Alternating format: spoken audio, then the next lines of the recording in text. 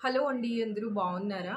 So, కొత్తగా YouTube channel start చేసిన వాళ్ళు గానీ, షార్ట్ వీడియోస్ ఎక్కువ అప్‌లోడ్ చేసే వాళ్ళకి కానీ, షార్ట్స్‌కి థంబ్‌నెయిల్ సెట్ చేయడం చాలా ఈజీ. మనం లాంగ్ వీడియోస్‌కైతే థంబ్‌నెయిల్స్ సెపరేట్‌గా క్రియేట్ చేయాల్సి ఉంటుంది కదా! బట్ షార్ట్స్‌లో అంత అవసరం ఉండదనమాట. సో, చాలా సింపుల్‌గా, ఈజీగా చేసేయొచ్చు. అండ్ షార్ట్స్‌లో థంబ్‌నెయిల్స్ పెట్టడం వల్ల మన రీచ్ అనేది ఎక్కువగా ఉంటుందనమాట. సో, థంబ్‌నెయిల్ బావుంటే ఎక్కువ మంది క్లిక్ చేసి చూడ్డానికి ఎక్కువ ఛాన్సెస్ ఉంటుంది. సో, షార్ట్స్ వైరల్ అయ్యే ఛాన్సెస్ ఎక్కువగా ఉంటుందనమాట.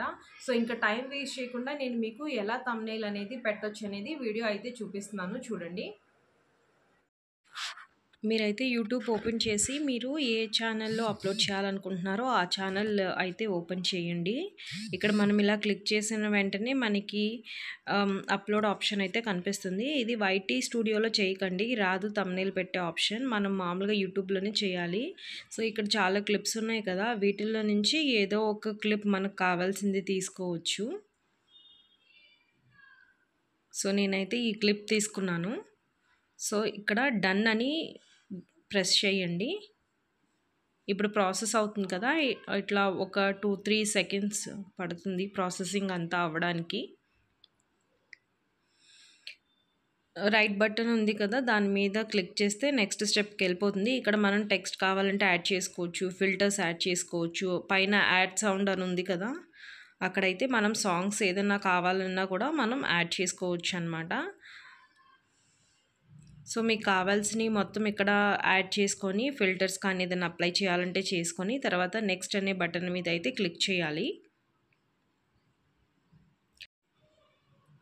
సో, చూసారు కదా! యాడ్ డీటెయిల్స్ కింద అక్కడ ఒక ఆహ్, ఎడిట్ ఐకాన్ ఉందనమాట ఆ థంబ్‌నెయిల్ మీద. సో, దాని మీద క్లిక్ చేయాలి. మనం ఎడిట్ చేయాలి అనంటే.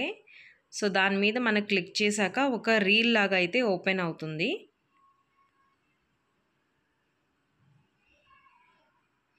చూసారు కదా! కింద ఒక రీల్ టైప్ ఉందనమాట. అంటే చిన్న బిట్స్ లాగా ఉంటుంది. దీంట్ని మనం స్క్రోల్ చేస్తూ ఉంటే లెఫ్ట్ అండ్ రైట్ మనకు కావాల్సిన ఫ్రేమ్ అయితే మనం సెలెక్ట్ చేసుకోవచ్చు. నేనైతే ఈ ఫ్రేమ్ సెలెక్ట్ చేశాను.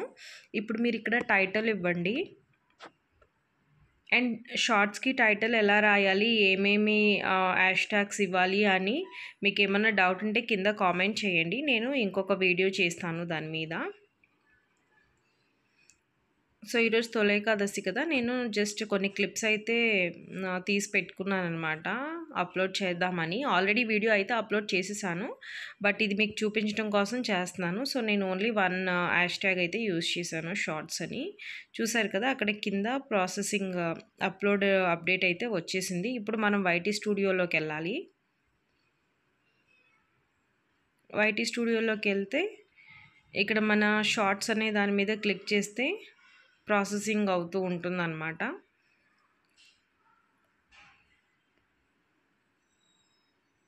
ఈ ప్రాసెసింగ్ మీద క్లిక్ చేస్తే మళ్ళీ ఇక్కడ మనకి మనం పెట్టిన థంబ్‌నెయిల్ అయితే కనిపిస్తుంది క్లియర్‌గా.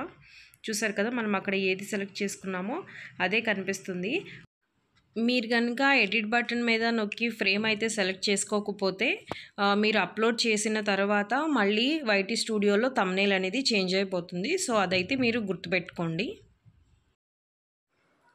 సో, చూసారు కదండీ ఎంత సింపుల్ ప్రాసెస్. సో, మీ షార్ట్స్ అన్నిట్లికి ఇక ఫ్యూచర్‌లో అప్‌లోడ్ చేసే షార్ట్స్‌కైతే నేను చెప్పిన ప్రాసెస్ ఫాలో అవ్వండి. మీ రీచ్ అనేది డెఫినెట్‌గా పెరుగుతుంది. ఐ హోప్ ఈ వీడియో మీకు బాగా యూజ్ అవుతుంది అని నేను అనుకుంటున్నాను. సో, మీకు మాత్రం వీడియో నచ్చితే లైక్ చేయండి, షేర్ చేయండి, మెయిన్‌గా సబ్స్క్రైబ్ చేసుకోండి. Thank you. బాయ్.